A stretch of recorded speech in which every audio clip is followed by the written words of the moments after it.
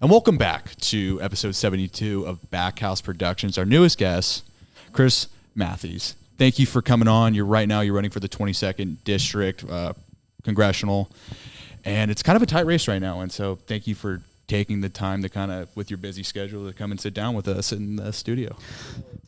So I want to get right into what your background is, how you grew up, where you grew up, and basically what's gotten you here on this journey to wanting to run for Congress now.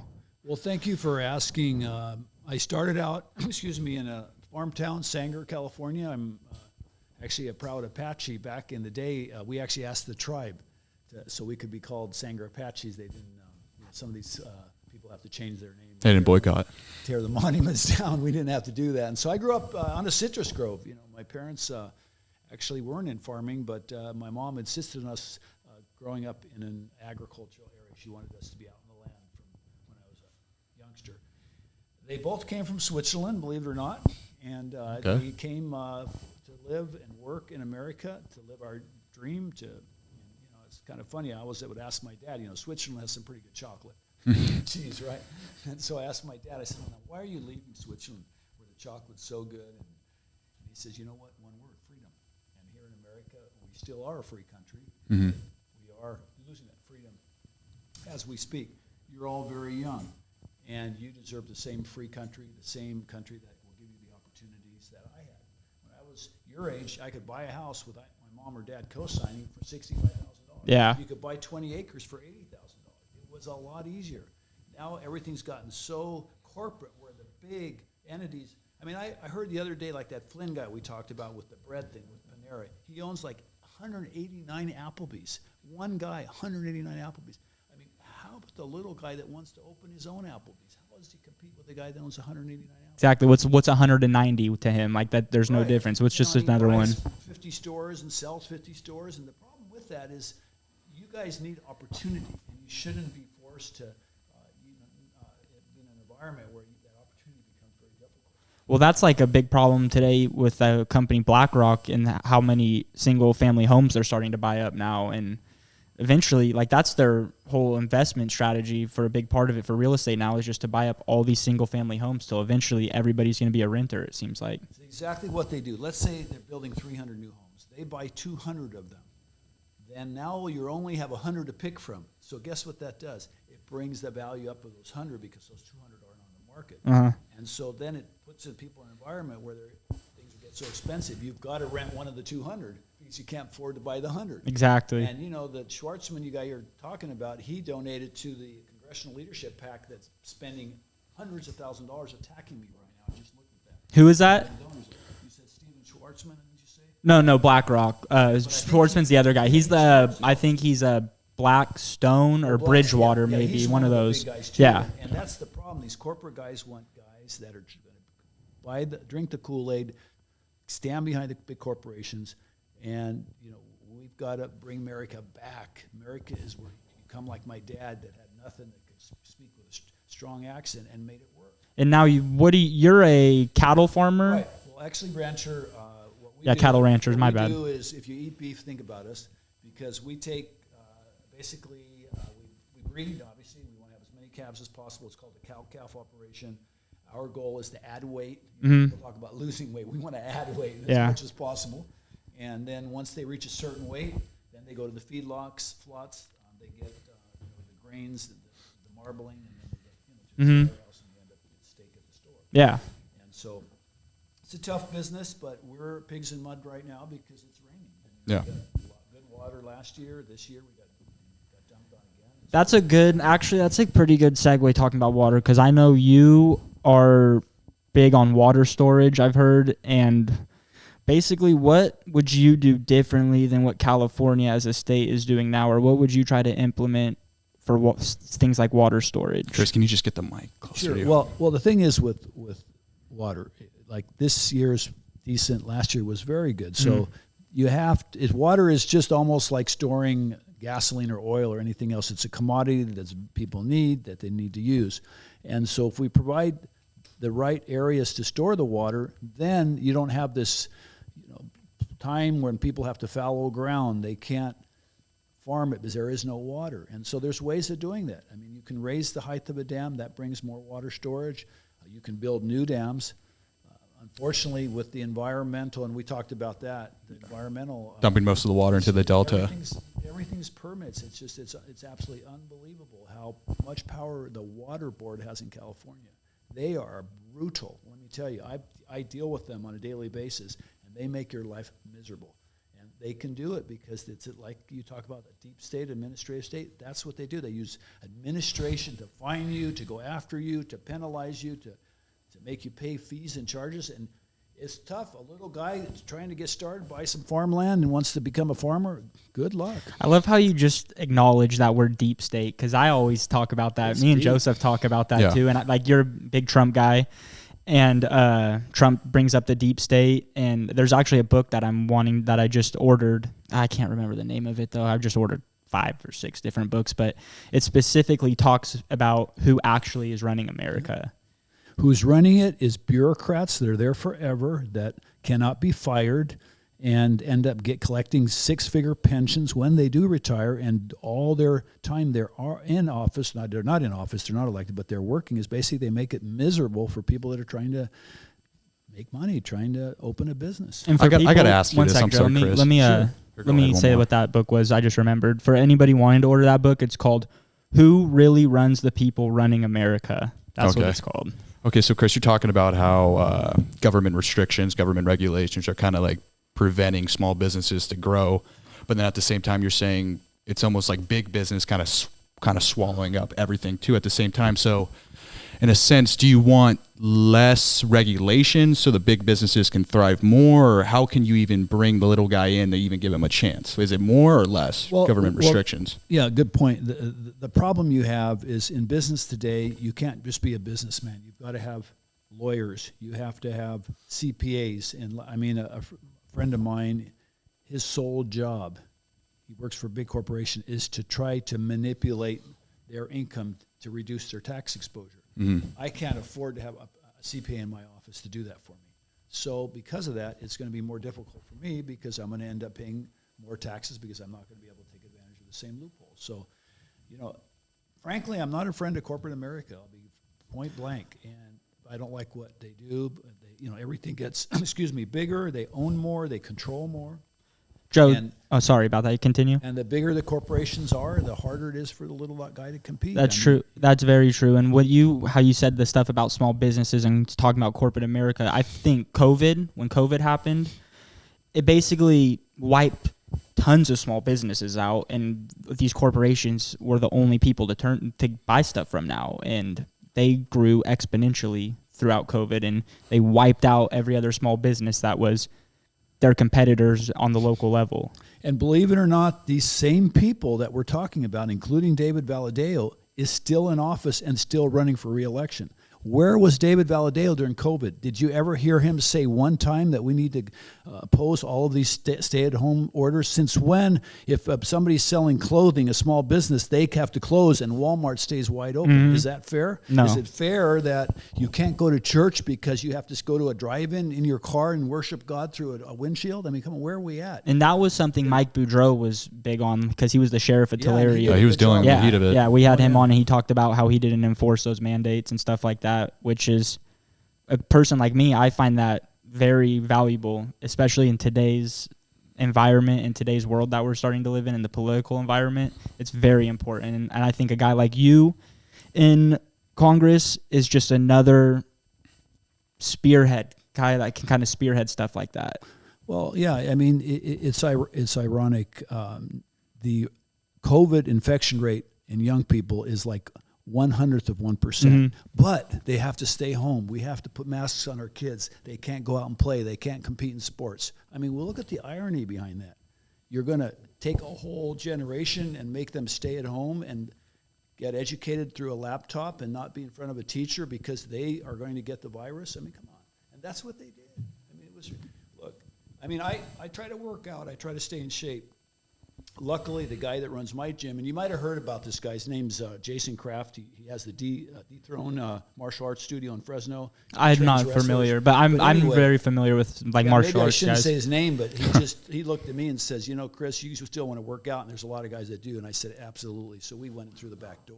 Yeah. You know, and I heard a lot of It stories. was all boarded up. You couldn't tell. Yeah, I heard a lot of Chris, let me stories like ask you that. this though. This is, I mean, during COVID, this all happened under Trump too, though. So, and you're a Right. big Trump guy. And in that case, I frankly wish Trump would have been more forceful when it came to individual liberties and freedoms. Well, wouldn't you say Trump kind of got backed into a corner with COVID just happening to come up during an election year? And he kind of, it's almost like what I think is he was almost backed into a corner because once COVID came up, that was like the nail on the coffin that it would be very hard. Anything he does would look at being as the wrong thing to do. And every time somebody passed away, what they would do in these death certificates, they would put reason COVID. Mm-hmm. And 99% of the time, it was other conditions. It could be like a car accident. Yeah, They saw and- COVID It and could be just heart failure. It could Yeah. be a stroke. I'm not sure if this fact is, I don't know where I got this information, but I've heard it a couple of places that said like these hospitals, when they would write down that somebody passed away from having COVID, that they would get an incentive for it or some type of wouldn't be monetary surprised. incentive. Yeah. Well, let me tell you how bad it was. A friend of mine's a plumber, right? His dad's dying, okay? He's going to have a few days left, maybe a few weeks left. Right. Goes to the convalescent hospital. They won't even let him hug his dad and talk to him. He has to talk to his dad through a glass It's window. ridiculous. And they tried to pull the same thing on me with my dad, but this wasn't during COVID.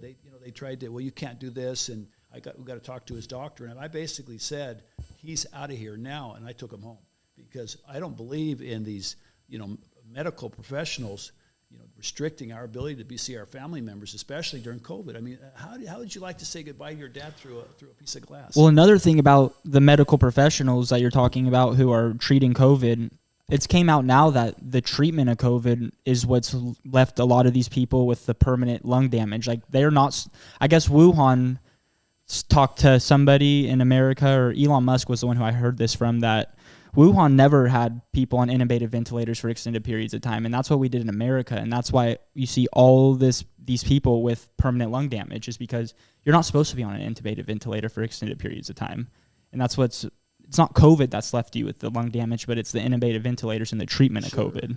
And then just look at the financials of the companies that provide the Oh vaccine. my big gosh, They were Moderna. then and where they are now. They went up like 20x in a year. Unbelievable. Yeah. And then Fauci, exaggerated and made everybody live in fear. No, you got to get the shot. You got to get 4 boosters after the shot, and you got to stay home and all this stuff. And where's that guy now? You know what I mean? Did you see what Red Cross is starting to put on their website for people who want to donate blood? Basically, if you want to go donate blood and you fill out your form online before you show up somewhere, it asks you if you've gotten the COVID vaccine, and if you answer yes, they have to call you to make sure you're a viable candidate. But if you answer no, it's no problem. Wow, there That's you go. something to ask a question about. Proof in the pudding right there. Yeah, we've talked about that before. okay, so big corporations are By making a the lot of way, money. Yeah, by the way, I didn't get the shot or any booster Yeah. or anything, so if you all need blood, if you have O2, Yeah. I'll give you a pint. Okay, so are you, in a sense, saying, because you said big businesses, right, they have certain guys that find like tax loopholes, right, to get away, not spend as much money on taxes. What's the solution to that? Are you saying like we need more workers cracking down on what's going on in that situation? Because isn't that what's going on with the Inflation Reduction Act that you're heavily against, right? Where they want to hire more IRS workers and they want to do like certain precautions to kind of crack down on that activity. So would you agree with that, or? Well, the thing to me on all of that is getting back to the housing thing. And again, I'm a capitalist, but at the same time, should we allow one entity or a hedge fund to be able to suck up 80% of a housing project to where they own it all, and the 20% that's left, you have to fight for? Well, what do you do? And that's kind of a tough issue because you don't want to restrict capitalism, but then again, when is it going to stop? When are we going to prevent this, this globalization and corporatization of America? I mean, getting back to you're working in farming, right? No, right now I'm going to Fresno State right now. Yeah, family. Yes. Yeah. So I'd say to you guys right now, if you wanted to be a farmer and you're an ag, how would somebody young start a ranch right now? Impossible. Maybe they could lease some land, but even then, that's tough. Especially in California, how expensive the land is, the farmland. And so, I mean, what's the answer to stop the corporatization? What's the answer to keep individual liberties? I think it gets back to regulation. And I know that regulation also hurts big corporations, so it is kind of an oxymoron. I mean, Yeah. it helps the little guy, but it helps the big guy too. Another thing I don't believe in is why are we allowing foreign countries to buy our land? Why should somebody from China be able to buy American farmland? I've been reading into that. Yeah, China's starting to buy up all this farmland. So you want to have like more protectionist policies? Well, again, I don't believe we should be selling out our farmland. And, why should was it Smith Foods that sold the pork operation to a Chinese company? Then you got Bill Gates buying up all this farmland too. Yeah, I mean, it's just. So it almost sounds like a critique of capitalism because that's what happens. That's with what I was just going to inequality, say. right? It becomes so despair. Yeah, I don't want to critique capitalism because clearly we have to have the freedom to be able to. We don't want any kind of socialism or anything like that. But we got to make sure you guys, and you're all young, you're all in your 20s, right? Everybody here. Correct. Yeah. You have to have the same opportunity I had. It's just not right, and it's hard for you guys. Well, right now. I think that's one product of capitalism over an extended period of time. Like capitalism's a great economic driver, but after 70, 80, 90, 100 years, these companies that have been around for that long, it's inevitable if you're successful, you're going to grow huge, and that's how these companies are. Yeah. Yeah. And if you look at most people in agriculture, a lot of them, their fathers or their grandfathers had the land. Yeah, that's how it is how you for inherit everybody. it. That any they farm inherited family it, here. So, but then how about the guy that wants to start the farm that his dad isn't a millionaire? To be honest with you, I don't know of one person that runs a big it's all grape farms around here, and I don't know one person that just started their grape farm and wasn't inherited to. Right. Yeah. Imagine that though, but that's something wrong with that. Yeah, but back in the 60s, you could do it no problem. Like when my grandfather did it, when their grandfathers did it. I mean, that was the whole thing about America. You come here, you buy land, you start your farm. Get ahead. Couldn't you argue though, because 1960s we're in a Cold War, we're going against the Soviets economically, right?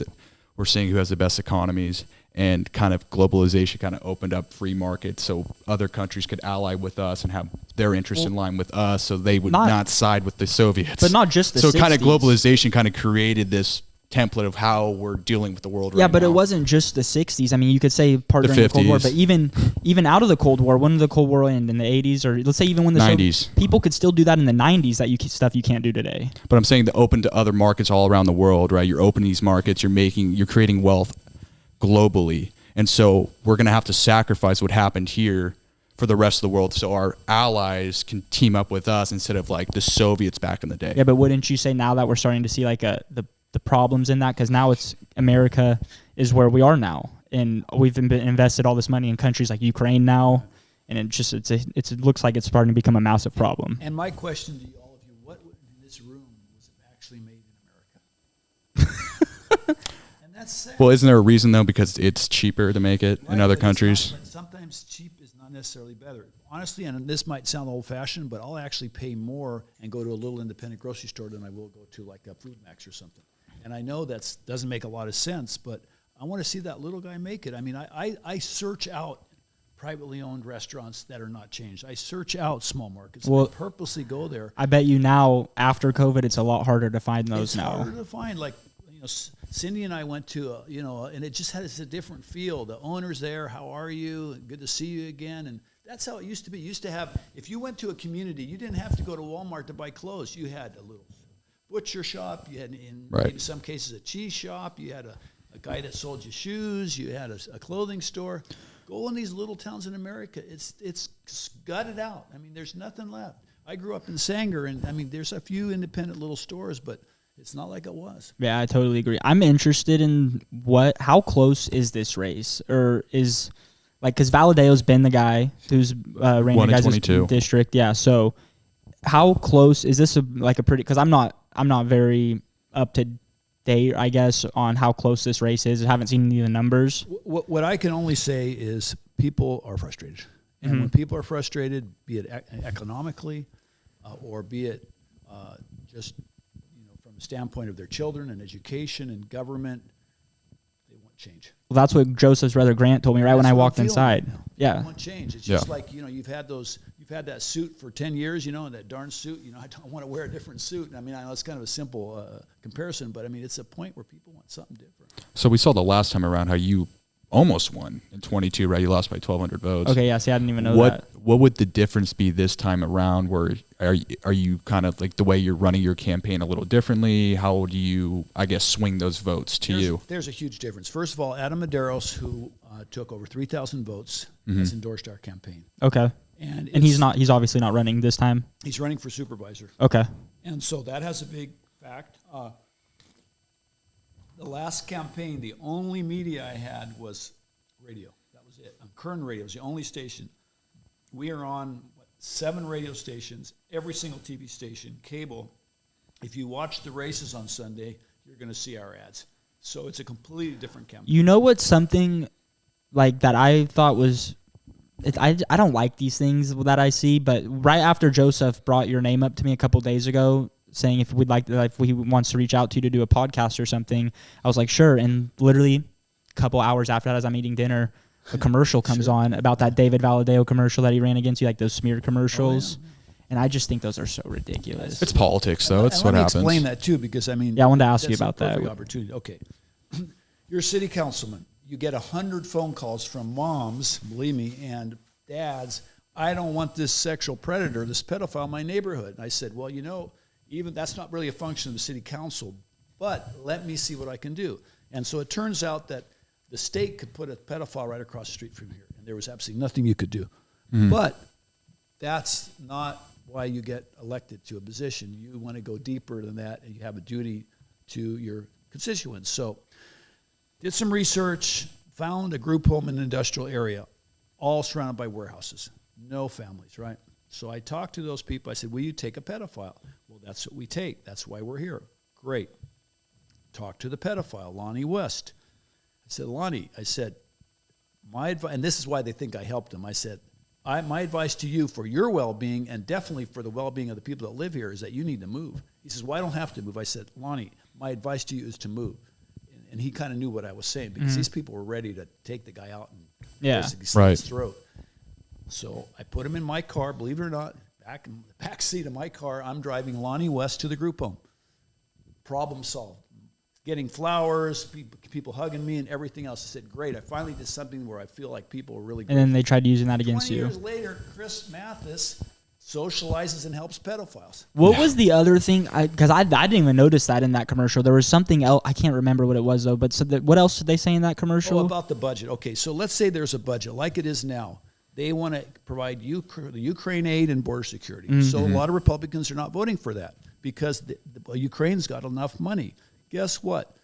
In an ad, the next cycle, you can say that he was against border security. Why? Because the other side of it. No, because he didn't want to give the Ukraine aid, and that's exactly what they. And you know what's funny is they're trying to say the same thing about Mike Boudreau on that commercial. Exactly. And he's the most conservative guy he's as hard as it is with the border. But it's frustrating. But that's the way it works. Politics is ugly, and you just have to have a thick skin. I mean, it's just like in football. Yeah. I mean, you guys get hit and punched, and not punched, but you guys get hit. You can't go cry to your mom and say, "I got a sore shoulder." You got to get out there and hit him again, right? But you know what the thing about that, like the Ukraine money, for example, how much we've already given them, and they wanted to give them even more. You know what's so silly to me is that the Zelensky, the guy who runs the country, the president, he wants all that money. He's been like buying chateaus and places in Switzerland and buying yachts and buying jets. He'll be a billionaire when it's all over. Exactly. It'll be exactly American taxpayers' generosity. That's ridiculous. So we should just completely get out of Ukraine. I think we should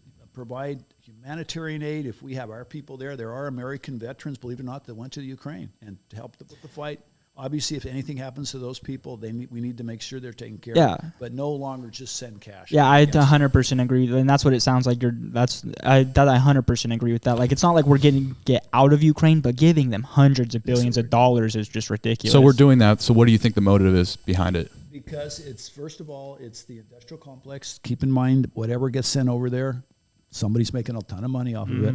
Number one. Number two, I think it's this big world order. We've got a guy like Zelensky that, is just, I don't support it. What do you think about this take on it? Because I was listening to a guy who was a ex-CIA agent. He was on a podcast I was listening to, and he said one of the reasons that we're so involved with sending military equipment and these tanks and stuff like that is almost to practice like the logistics of getting stuff overseas like that for if we ever have to go to war with China. It's basically like a logistic pre-run to what we're going to have to do. And let me tell you my answer to that. You know where we need to practice that is on our southern border. Exactly. Our southern border is It's wide open. Look, we talk about it all the time. I can tell you right now, I know a guy that crossed the border 3 times illegally in one day. Just went back and forth. Back and forth. And so that tells you how porous our border is. 3 times in one day he crossed the border, and he is here, and I think he's still illegal. And you know what I saw a video of the other day is of Americans trying to get back, and like they went down to Tijuana, like people always do, go down to Tijuana for a couple hours. Yeah, it's easy to go to Mexico. And they were coming back, and they got put in cages for a couple hours for some reason. They just look like normal guys, just normal people. Well, what I'm thinking of doing is going over to Mexico and just not speaking any English, and I want to get my $500 because you get $500 when you come over, and then hey. That seems what they're doing, right? They're signing up for benefits. So you think the money right now that we're sending to Ukraine should instead be funded to building a wall on the southern border? Border enforcement. I mean, wall and where it's functional. Obviously, a wall doesn't work everywhere, but the places where a wall will work, absolutely. And providing our military with the forces to look. We could close that border in 24 hours, like Trump said. We really could if we were to deploy the military down there. Look, I mean. Every country in the world has a secure border. Sure. Every country in the world has a secure border. Try going from Gaza City to the Israel. Oh my gosh. That's an extreme. Egypt, think of this. I read this somewhere. Egypt just built a new border on the border of Gaza and Egypt, and it goes like 20 feet deep and however high, and it just looks like a crazy border. Why they're not even letting their Muslim brothers into their country for asylum? Why are we letting the southern border wide open to let any country in the world come in? And since when? Look, Mexico is, I think, now our largest trading partner. The first thing President Biden could say, look, if you want us to continue to trade with you, if you want us to buy your goods, you better shut the border down. If not, we're going to put a stop to it and we'll buy our stuff elsewhere. I guarantee you Mexico would freeze that border like that. Why is it always our responsibility? They have to go from Mexico to the U.S., why doesn't Mexico secure the Guatemalan border so they never get to our border? Why is it always America's responsibility? But then even if you seal the Guatemalan border, people can still come into Mexico's. Because we were talking about this on the Boudreaux podcast. It's not just Mexicans or Venezuelans. People all over the world. It's all over the world. Chinese people. It's Africans. It's people from all over the world. All over the world. Yeah, and it's just. But like I said, if they were to enforce the Guatemalan border, then it would be much more difficult. Like, for example, in Nicaragua right now, it's a dictatorship. Daniel Ortega is the leader. It's the only Central American country that allows people to fly in without a visa. So they're all flying into, what is it? Nicaragua. Yeah, what's the main city there? Forget it. Not sure. The capital in Nicaragua is... I forget the name. Got you on the spot. I don't know. It's the main city, but anyway, I guess we all look failed geography. Now.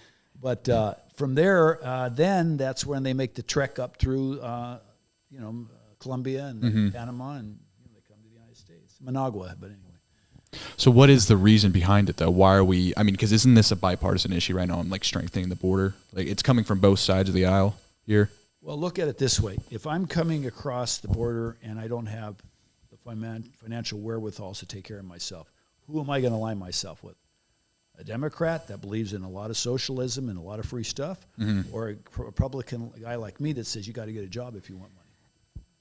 Right. That's why if I was a Democrat, I would love people to come in over because most of them are not going to register as Republicans. I can assure you that. And that's what the bigger agenda here is at play. They want all these people in, for voting. We talk about this all the time. Okay, so it seems like there's a good and a bad side, but then you're going against a guy, Dave Valadao, who you think is also bad. Well, it's not bad. It's just that his policies are bad. What are his policies? Well, we'll talk about many things. First of all, there was, and I have it in my list there was a bill that would have, in fact, completed the wall. He voted against that. There was a bill related to freedom in religion, in churches, keeping the government out of churches, where the government can't get involved. If a particular church doesn't want to officiate a particular type of ceremony, they should have a right to do that. But based on the bill that was looked at on Congress, it would have opened it up where these churches would have been liable for lawsuits if they didn't comply with any request almost that anyone had, even though it's contrary to their beliefs. It's like the bakery thing. I don't know if you guys remember. I forget what university it was, but this one company just said, you know what? I'm sorry, but I don't support the marriage that you're proposing. I don't want to provide you with a cake. Oh, is this the gay marriage? Yeah, shouldn't a baker be able to do that? Because he's I a saw Christian that. and he didn't believe Yeah, in I saw- I homosexuality. read that. I mean, and it's his business, right? But this guy got in a lot of problems and sued and everything else. And Well, any business is able to. You're able to serve. You can turn to service to anybody. You have your own reasons. You shouldn't have to even say why you did it. You can But- just be able to turn away service. That's how it should But be. David Balladeo thinks that baker should have had to be forced to bake that cake. Well, and the big thing is that everybody knows he voted to impeach Trump. Right. That's the big thing that I know him for. One of the 10 Republicans to Yeah. vote. And you got to keep it simple. You can't convolute the message. But clearly, if you're a Republican, since when does a Republican vote to fire a Republican president? When that same Republican helped him get elected? Who does that? Yeah, It's like if you're in a fight and I intervene and I save you from getting beat up, and then 2 days later you beat me up. You know what I'm saying? I mean, you got to have some loyalty in this business, and if you're a Republican, you shouldn't vote to fire a Republican president. Yeah, to be honest with you, I don't think he's going to get reelected. I hope you're right. So We'll find out in 3 days. Okay, so there's a Republican like David Valadeo is more of a moderate. How would you define a MAGA Republican? What is that? What is the difference? What it means is you put America first. You don't send $44 billion to the Ukraine when you have tremendous needs in your own country, including a huge homeless population, including a border that's not secure, including infrastructure that's failing. Have you guys been on the 99 freeway lately? It's an embarrassment. Mm-hmm. Yeah. This is a true story. The week before last, that pothole was so big on the 99, it caused me to have a blowout. And so I'm changing my tire on the side of the road on the 99 because the pothole caused my tire to blow out. And there's things like that all over America. And the roads are horrible. Look at cities like Chicago, like Detroit. I mean, there are certain parts of those, and unless you're in the main downtown part of those cities, you go anywhere outside of that, it's terrible. It's rough. My son, he worked in Chicago and he got transferred now, and man, Chicago's got some, like you say, some tough neighborhoods. Oh yeah. Very What does tough. your son do? He works for Archer Daniels Midland. They're a big feed and grain and Okay. corn syrup and all that. And he's in one of the divisions. He's one of the Okay, managers. when you first said it, I thought you were implying that like he was some sort of in law enforcement or something, and actually in that every day, because I was just going to bring up like Chicago's as bad as it gets for Yeah, a well, cop. well, yeah. They'll I shoot at don't cops think out there. My son would have been. No, yeah, no. as a I cop. just thought that Yeah. I just thought that. Yeah, no, that's he's what you were he's saying, more of a but- business guy, like you guys. He went to college and got his degree and all that. And you said you were a finance major. Right? Yes. So it's kind of he's a finance or was a finance major, but he's graduated. So let me ask you this, because you're talking about the infrastructure problem in America. We need to focus more on America infrastructure. Isn't that what the Build Back Better plan was? And what was wrong with it? Is there something also added to it, just like how Republicans voted against funding the border, with also because they had to fund parts of Ukraine as well? Is there something in the infrastructure bill there where the Build Back Better was bad? Well, I think what bothered me there is this whole green agenda, which was a big part of it. And The climate change. Yeah, I mean, look, here in Kern County, we're dependent on oil and gas. A lot of good jobs are oil jobs. Mm-hmm. And yes, we need electricity. Electricity makes sense, but oil and gas makes even more sense because in my business, for example, we spread our water out on the ranch with diesel generators. And so if all of a sudden the government said you can't buy diesel anymore, we'd have to shut half the ranch down. Buy diesel and drill for it. Like my uncle's he owns like one of the largest private oil companies in America. Oh. And they they operate mainly out of California. And they have so many problems with they can't even drill there's a cap on how much oil can be drilled, how many barrels a day can be pulled out of California, and there's a ton. And he's having problems setting up new sites to do stuff that they already own the land on. They just aren't able to drill it. Imagine that. You buy the land and you can't use it. And then that last thing the government talked about is a fracking ban. And anyone in that business knows that fracking is technology that's vital for the extraction of oil and gas. And they try to talk about the environmental issues with fracking, but the environmental issues don't even closely outweigh the problems if we don't have enough oil to sustain all of these machines and that what you're makes talking about, more your diesel sense, machines. extracting it in Kern County and refining it in Kern County, or bringing it in by freight, or what do they call the big oil barges or whatever? Yeah, the and then from freighters, Ecuador, and then refining it here. I mean, it makes no sense. And so why would we spend money on foreign oil when we have our own oil? Exactly. So you don't believe in the severity of climate change at all? Look, to me, climate is hot, it's cold, and we're always going to have that. That's how I look at it. It's always changing, but so you don't think we're making as big of an impact on it? Obviously, if the more people you're going to have, it's going to have an impact on the air quality because we all generate a certain percentage of pollution when we drive cars and stuff. But I don't believe it's a big enough factor where it's really changing. Well, you know how they used to call it global warming, and then they changed it to climate change. I don't know if you know this, but throughout history, you can look. They do these these ground core samples that they pull like these little cores, and they go way down, and they can see like basically they get an idea of what the climate was like 10,000 years ago, 20,000 years ago.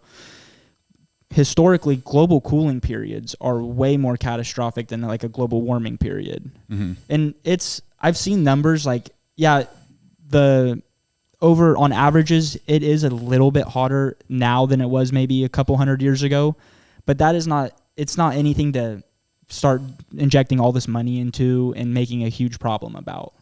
And again, if you look behind it all, there's people trying to make a ton of money off of it. Mm-hmm. But do you believe in diversifying our energy production? 100%. Okay, so there should be investments made to green energy. Well, I mean, basically, when you talk about green, I mean, solar makes sense. Hydro power. Right now, hydro makes sense. It's been happening for years. The big solar problem is that the battery, they just can't hold it all. Like in California right now, like we just got solar on our house, and if we had waited, we got it early 2023, and if we had waited until like I think April 2023, the whole thing changed. Like solar, subsidies and all that. Yeah, and you get way less cents per watts that you produce, and it's because we're producing too much solar power. They can't even contain it all, and that's the problem. They need to start, if they're going to invest in greener energy, start investing in how we're going to store the solar, because solar can easily run everything if we had the power to do it. If we have the capacity to hold it all. And keep in mind, every time a solar farm is built, you're taking that land out of agricultural production. I saw something that said you could get just a small, because Utah is a very sunny state, you could get a small corner of Utah and it could power the entire United States if we just had the battery capacity to do it. And that would make us more self-reliant from relying with the Middle East and Russia. Why are we buying so much oil from, all these countries when we have the ability to be independent? What could the answer be? Is because it's cheaper, it's more cost effective to trade with them. But that's the thing. Everything is always cheaper. But what's the cost of cheaper? It's just like with everything we're buying from China. What is the cost? Look at all these manufacturing jobs, all these factories. What do we make in America still? You know what I mean? We don't make anything. Yeah, we're more laborers. Sad. Yeah. And so to me, I think the average American would pay a little bit more if they knew that product they're buying would provide jobs for Americans and I really believe that. I mean, I think you don't think that would put us into like a recession? It depends. Obviously, you're not going to pay double for something because it's made here. But I mean, I think slowly but surely, if we do get back into making our own stuff, that we can compete with these other countries. And there also is something from COVID. I think there has been like a silver lining too, with like us becoming more aware of like how exposed we are to our own supply chains. And now we're coming back and we're building chip factories here, and we're starting to think about it again. We're starting to think about building our own things. But are you aware though of like what the Smoot-Hawley Act was? It was right before the Great Depression. It might have been one of the causes of the Great Depression, but it was basically policies instituting like protectionist policies where we're not going to trade with other countries because we want to build up our own industries, and because of that, prices rose. People became the panic. They pulled their money out of the banks. The banks didn't have money, so they collapsed. You've got to do everything in a measured fashion. You can't just all of a sudden overnight say we're not going to buy anything from Japan or we're not going to buy anything from China. I mean, that's extreme. But we have to do something. And I think if you look at President Trump, and wasn't it Ford that was going to pull out and go to Mexico? I'm pretty sure there was a big auto plant. And he says, you know what, we'll make it work where you guys can stay here. And I believe they stayed. And that's the kind of president we need, not a president that goes for whoever is the highest bidder. Not even that. Our president now, I always say this, I think he has like early stage dementia, or he's definitely senile. I think it's abundantly clear that he's and you not can't. How embarrassing is this, okay? You have records in your garage. You don't know that they're there, okay? And so then the special prosecutor looks at everything and, the records, and says, well, this guy's too senile, older, and so he has a right to be forgetful. Yeah. You want him as your commander-in-chief? That's the well, leader doesn't of it the make free it more world? clear, though, that he's obviously not running the country? Right? Yeah, So exactly. It's just a placeholder If Trump is a perfect example, if Trump or any Republican was acting like Biden did in public settings and how he just says outlandish things, and he can't even get words out sometimes, and he totally forgets what the conversation is. If that was Trump or any Republican, they would call for him to be impeached immediately. Immediately. Exactly. I mean, any Republican that blows it or says the wrong thing, their history. I mean, there is no excuse or, well, you made a mistake. Democrats do it, well, he's having a bad day, and so let's give him a pass, and that's what's going on. I want to hear your thoughts because I think a guy like Valadeo, who voted Trump out or who voted to impeach him, was part of the January 6th riots, right? With him being involved in it, or like guy being a reason as to why it started. Why do you still back him? What do you think happened? Is there misconceptions that maybe he didn't understand properly, or that he just sided with the majority where you knew that Trump wasn't really behind it? Well, look, Trump was there. He spoke. There was 1 million people there. He never told anyone to break in the Capitol. He never told anyone to damage anything. He never told anyone to threaten anyone. Mm-hmm.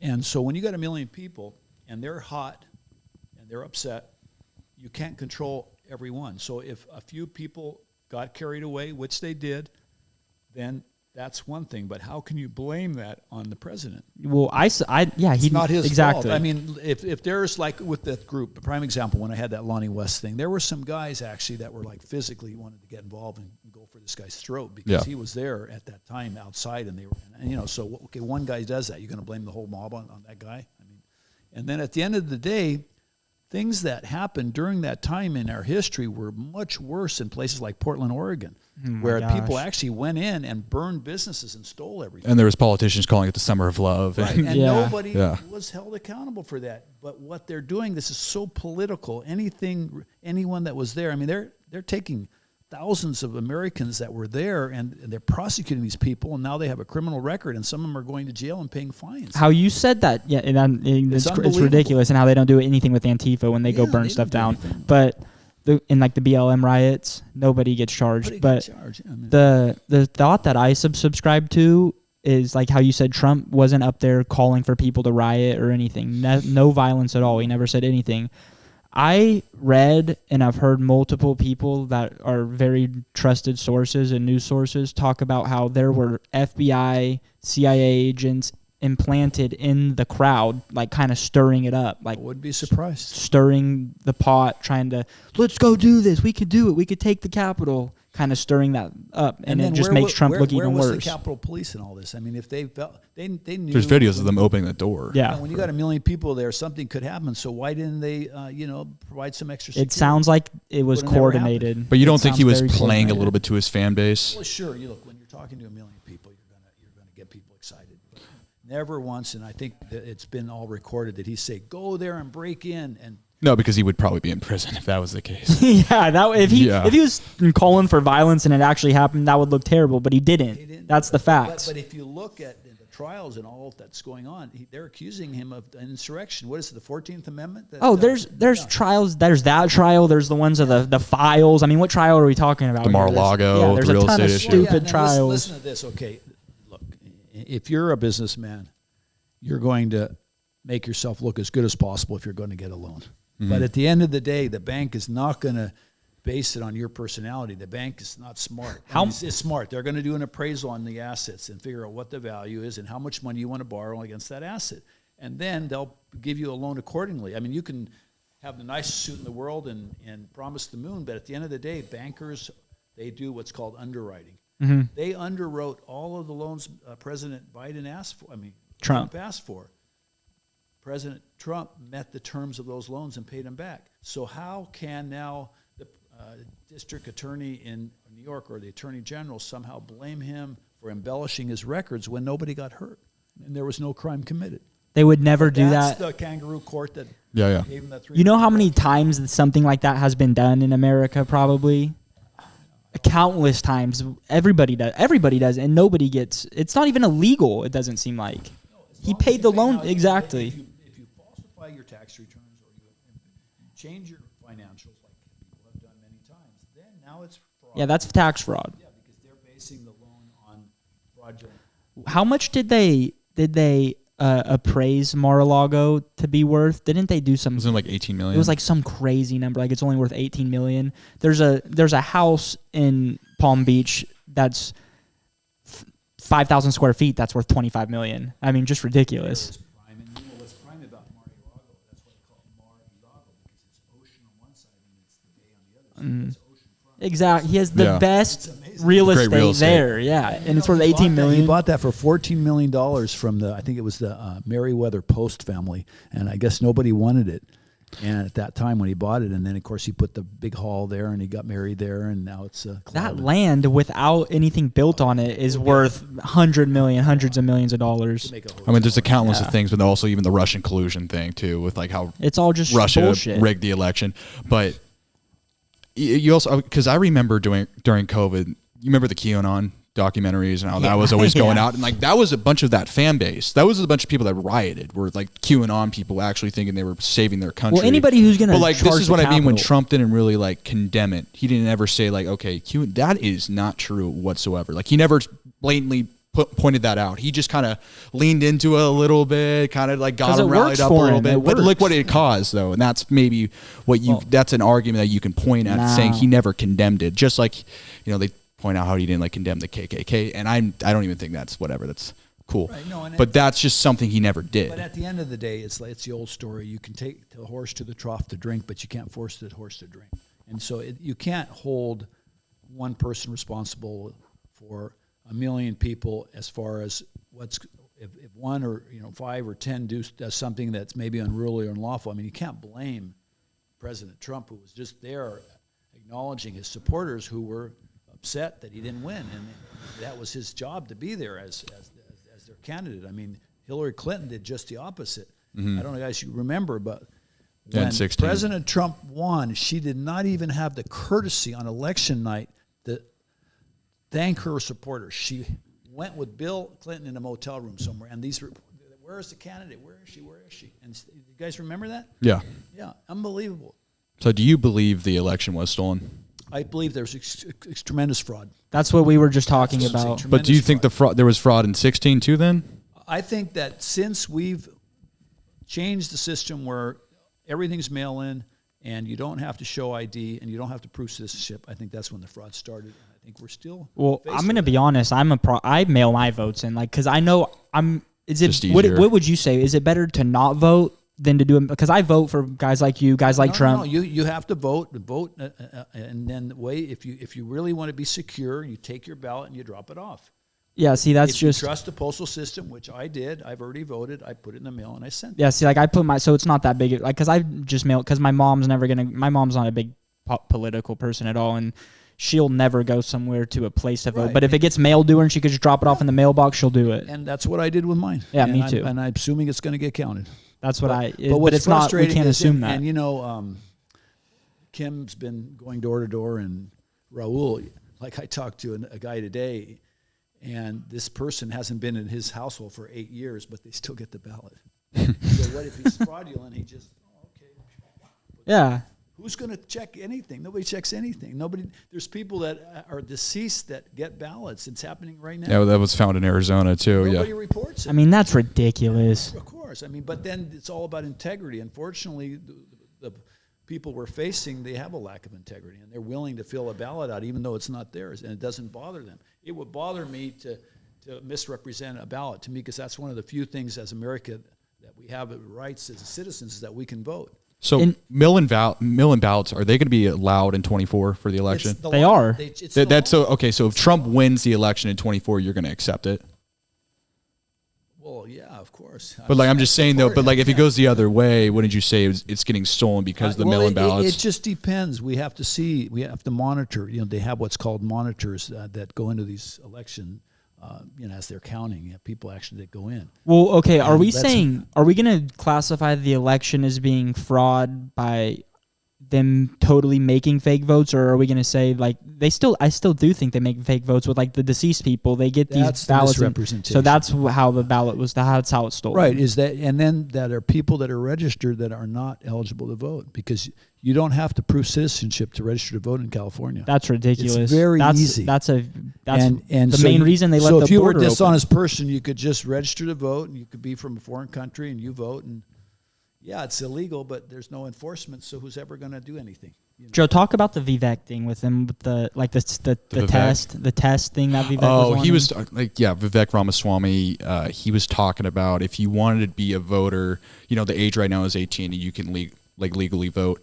He's saying until you're the age of 25 where you can actually get that right to vote, but until 18 to 25 range, you would have to take a test like what an immigrant would have to take to be a citizen in this country. So just to be more up to date with what's actually going on in the world instead of just kind of being a victim of propaganda, a victim of being misinformed, right? And so you're like one of the herd and you're just going to vote for whatever party tells you what to vote for, right?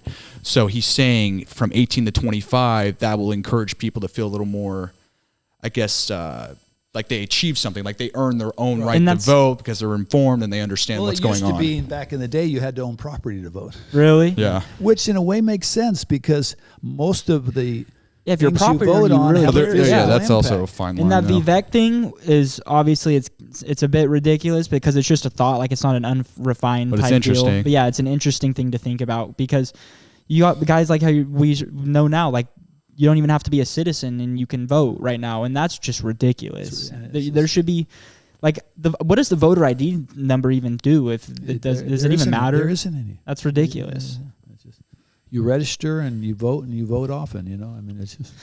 It kind of makes it like discouraging to run for office. Like you got to really love this country, guys like you. You got to really care. Let me about tell it you what's discouraging. Okay. That's one thing, but what's even more discouraging is and I just looked at this when I came here, when you've got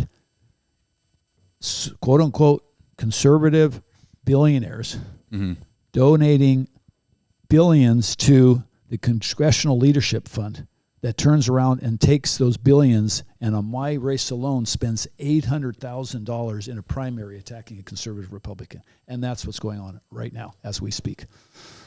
What's the problem with something like that? The problem is that Republicans should let Republicans, whatever money they can raise, let them duke it out in the primary, but don't use Republican donor money to attack Republicans. And that's what's going on. And it's on all over the country. And, they form these PACs, and I looked at the numbers. Like some of these guys in one they donated $6 million to this PAC. $6 million. After the Valadeo, that commercial that they made about you came out, did you get any calls from people? Or I guess Valadeo must have got calls. I'm wondering if Valadeo got any calls and were like, why would you make this against the guy who's from your party? You can't call Valadeo. See, that's the whole thing about Valadeo. He has his phone number. It's not listed anywhere. You cannot reach him. If you look at my paperwork, and believe me, that's how he got your number. I get some tough phone calls. But people answer. I've had people use some 4-letter words, and I don't even want to repeat them here. But then I've had some people that have been very polite and nice, and so I'll pick up the phone. The reason, and if it's real bad, you can always block the call. I mean, it's like a nut job. But most of the people are genuine, sincere, and they want to talk to me. And isn't that my job to be accessible if you're running for public office? You'd think. Yes, right. And that's very important. But the reason I asked that is because Vince Vong's campaign had made that commercial about Boudreaux, and that's the whole reason Shannon Grove and Sheriff Youngblood basically endorsed Boudreaux, is because they called Vong and was like, what's the deal with this? Are you behind this? Like, do you back this? And Vong said, I 100% back everything that we put in that commercial. Right. And they said, well, I'm going to have to endorse Boudreaux then now. No. Yeah, and that's the frustrating part, is like one candidate can spend $25,000 on a 30-second Super Bowl commercial. Can you imagine that? That's ridiculous. $25,000 for 30 seconds. Yeah. And probably one guy's probably paying for that for him. One donor's probably just like, here, we'll get you a commercial on Super Bowl. And the problem in America is big money is again, getting back to everything we've been talking about, is making it hard on. I'm kind of interested in that, actually, the like the fundraising aspect of it. How difficult is it? The way they make it out to be, it's almost like a cutthroat type deal. Is it a very difficult thing to get raise funds for a campaign? If you're not Boy Wonder, you're not going to get a lot of money. Yeah. And that's just how it works. And what they do, and again, this is back to me, look, if you want to run for public office, you should have had to get your hands dirty first. President Trump, a businessman, he got his hands dirty. He made money, he lost money. He's been in the fight. But if you look at most politicians now, they start out as staffers. They're guaranteed a salary. They're in government at a young age, and they climb the ladder in government. They're never out in the trenches. Career politicians. It's just like Kim's husband. I mean, this man got his hands dirty, had a guy punch him in the face. I mean, he was working hard for 40 years, installing water systems for people so they'd have water. That's earning it. But look at some of these guys. I mean, they're just staffers. And then, then they get cozy relationships with everybody. And then before you know it, how do you be the staffer that can all of a sudden raises $1 million and you don't? And the guy they're staffing for they're basically getting indoctrinated into the stuff they're always around, and then it's just the same policies, the same thoughts forever, and nobody new and fresh giving new ideas. And that's why they hated Trump so much, because Trump wasn't part of that. He was an independent guy, came in, new ideas, recalcitrant, forceful, not gonna have to basically placate big money because he had his own money, and so he was a disruptor, but he's the kind of disruption that we want. Somebody's going to shake it up. Somebody's going to drain the swamp, get all these people away that are feeding on the trough that are costing taxpayer money. And that was the advantage of Trump. What happens when a guy like that comes in? The establishment hates him because guess what? The party's over. This guy's going to wake people up. And that's why they hate him so much. They don't hate him. Well, of course, he gets sometimes people upset with the way he talks. But at the end of the day, I don't really care what a guy says to me, especially in business, as long as he's honest and he provides the product he's supposed to. And I think a lot of people are starting to see that now. A lot of people who would have never voted for Trump in 2016 or 2020, like Michael Rappaport's a perfect example. Do you know who that is? He's like a sports guy, like an actor. And he Hollywood guy. Hated Trump. And now he's publicly said he's going to vote for Trump. It's because... And they hated everything he'd say and stuff he'd stand for, but now they realize he just says that's him, but his policies and the things that he'll bring to this country, because we've seen how bad it is now. Is the policies. The rest of it, I mean, you want somebody that's, cordial and shows decorum and all that, and that's important. Respect. I mean, respect's very important, being the Army. I learned that. But at the same time, at the end of the day, how is this person benefiting the average American citizen? That's what really matters. That's all that matters. I think the pendulum's definitely swinging, but I think when it comes to the other party, there's almost this cognitive dissonance where you want to in place these policies that you want to create like a social safety net for people that are maybe not as well off as the other class of people in society, and you want to help them out. But at the same time, you're spouting that out, but then you're really not thinking of the root cause of how to actually help an individual. And so I think that is creating more wealth in this country. And how do you allow those people to move up economically? And that is promoting more businesses, putting less regulations down, and enabling them to have the initiative and drive and possibility of becoming successful in this country. Because if you're putting more regulations in, you're putting these more social safety nets, you're letting big corporations kind of put a cap on where you can actually rise up economically. And so it's almost ironic in a sense, but I think these people they're too smart to actually miss that part of the whole human dynamics of it. I think it's almost more of a control thing. But I think I don't like to play the good or bad side, because I think there are bad Republicans as well that obviously are playing the same game. If you have a single mom and her husband leaves her and she wasn't working and she has 3 kids and the husband says, "I'm sorry, I'm not going to help you," we can't let a person like that, falter. We, as a society, that a lady like that, we need to help. Mm-hmm. We need to help her get her back on the feet. Hopefully, find a job to make it work where she can raise her children and at the same time be on her own and not be dependent on government. But that person needs help and guidance. Who doesn't need help? And I meet these guys door to door, and Raul and Kim can confirm this. I mean, I see guys in their 20s, healthy, strong guys, and they're answering the door in the middle of the day. "What's up, bro? What are you doing?" Yeah. I mean, come on. And most of them are hanging out. They're playing video games. They're smoking dope. That guy, I'm not going to help. I'm sorry. It's a disconnect from society, because society won't help you. Get a job. I mean, I had to. I mean, you got to work your ass off if you want to get somewhere. Look at you guys. I mean, you're playing football. You're working. You're grinding it out. Your girlfriend's working hard. I mean, But I mean, I don't feel sorry for a guy that, he meets a lady, she gets pregnant, has a baby, they sign up for benefits, and he hangs out, and then he gets side jobs and makes a little bit of cash. You know what's funny that you brought that up is I just saw a video the other day of a guy who lives in New York, and he's like making kind of a comedy video, but it was true. He's like, "I'm on government assistance. I get a check every 2 weeks. I'm on government assistance. I don't have to work a job, and I get to go down to the bodega every day and get a bacon, egg, and cheese. I'm on government assistance. I'm going to have more kids and get more money." And some of these guys are really, I mean, he's like this one guy, this happened the other day I said, look, I want you to give this to your dad, please. I'm not going to do that. I said, you're not going to give this flyer to your dad? No, I'm not. What? I would have got my butt whipped if my dad, somebody, wanted to give something. He called and says, your son wouldn't even take this form for And obviously you can't really do that anymore. Well, no, but my dad would have said, you come here right now. If an adult ever says, if you drop something off from me again, you better take it or you're out of the damn house. That's how it is. Yeah, I'm being kind of extreme, but that's how kids are nowadays. I mean, I have a buddy that I golf with a lot who's a substitute teacher. He's a professional golfer, but he does substitute teaching on the side. And these kids nowadays will just, because he's, the stigma with being a sub, like every kid's like, oh, we got a sub today, it's gonna be an easy day. You don't respect them as much. They just give him a bunch of crap all day, and he knows, like he said this to me, he's like, they'll just say F you, blah blah blah, and he knows he's not gonna react because he doesn't want to be on a TikTok, because they'll just put you on TikTok and be like, and he'll get fired. Exactly. No, the social landscape has definitely changed. You can't react. No, and you have to keep your cool, and that's where the discipline has to be handled by the security officer, whoever's involved. And that's the problem with some of these, people like in my age group, they can't keep their cool. They say the wrong thing. Like what was that Dilbeck, that cartoonist guy? On the newspaper thing. Comment. Yeah, and they took him out.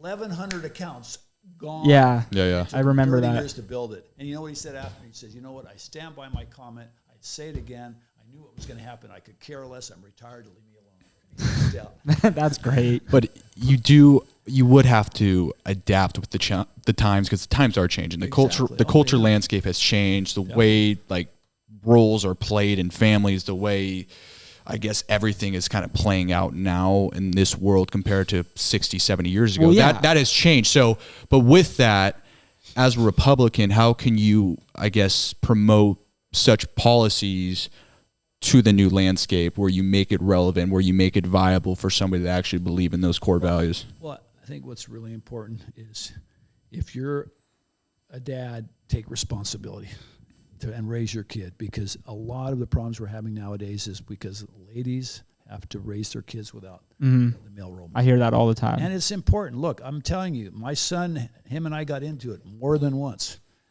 but it was necessary for his upbringing, for him to have the respect he has now working for a large corporation, being able to hang and being able to treat people with respect. And I think a part of it is and if you look at deadbeat dads, it's huge, and it particularly bothers me because plays a big role. I've seen friends that, they just, hey, it's not my problem. I was in the Army, and we're sitting there getting ready to get shipped out, and then this guy's talking, and he goes, yeah, I met a Panamanian girl, and oh, great. And I said, did you enjoy it? And yeah, I had a great time. And really crude, I probably shouldn't say this on the air, but he says he knocked her up, which is a crude term, obviously. Right. And I said, oh, okay, so, well, you're going to be a dad. I said, you're going to have to, either get her to America or do something. You can't leave your son. I could care less. That's not my problem. She should have protected herself. I mean, what kind of person has a mindset like that? And there's a lot of guys that don't take responsibility for their children. It's horrible. It's also the certain laws that are in place too, with like divorce favoring the wife, welfare state kind of promoting having a single family household, right? There's these factors too in the society that it's almost perpetuating the problem itself. You're right. And so if we're coming, it's an incumbent. But there you have to be stronger than society. You have to say, you know what? I have a duty to raise my son or daughter. I could care less what the society says. Well, it's a harder thing to do. If you have an acrimonious relationship with the mother of the child, then you have shared custody. Okay, but then at least if you're involved and you can be there for it, and because there's nothing worse for a young kid not to know who dad is. Yeah. Where's my dad? It's not good for the. That's when kids start growing up and becoming in gangs and trying to look for their father figure. Yeah, get it somewhere else. Exactly. It's not a good role model. But that's got to be the disparity between the two parties, because one side is saying because of your outcome you're not well off, you're at a disadvantage, and therefore you need help, where the other party is saying work your ass off, do what you have to do, make with what you got, and make the best of your life. You don't have to be rich to take care of your kid, right? Exactly. No, but I'm saying like these certain there's these social safety nets for people where it's just easier to give into it because it's an easier thing to do than actually wake up every day and go work your ass off, right? So you're appealing to people's proclivities to not work. Right, and that's a vote getter. That's how a lot of Democrats get support, because they cater to that portion of society that rather not really work and not be held accountable and not be responsible. But at the end of the day, there's nothing better than a hard day's work, and then you are able to buy something with the money you've earned on that work. I remember when I was a kid in high school, a lot of the rich kids all got nice cars, right? And I said, Dad, I said, when are we going to the dealership? And he said, we ain't going. I said, what do you mean? He says, well, you know what? Get a summer job, save your money. And then my first car was a Chevy Chevette. It was a piece of crap. I love that car. And I was like, everybody looked at me, why does he like that car so much? And I would wax it and detail and everything else. And be it's the nicest thing you own. Thought I was cool, you know. Yeah.